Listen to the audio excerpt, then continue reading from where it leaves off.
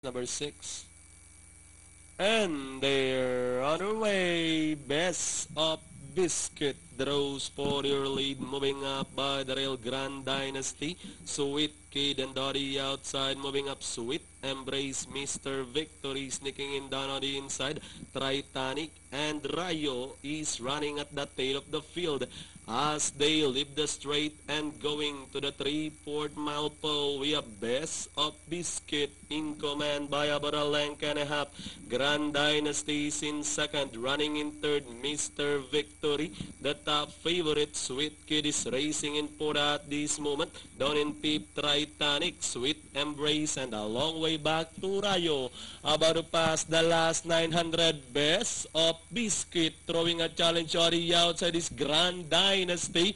Moving up now to take third is the top favorite, and this one is Sweet Kid.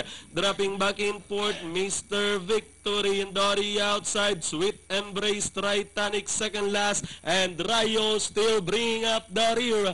About to pass the last 500 meters mark. Now we have the top favorite, Sweet Kid takes the lead from Best of Biscuit. Grand Dynasty is in third, moving a party outside. Sweet Embrace together with Mr. Victory and Titanic with the last 200 meters more to run.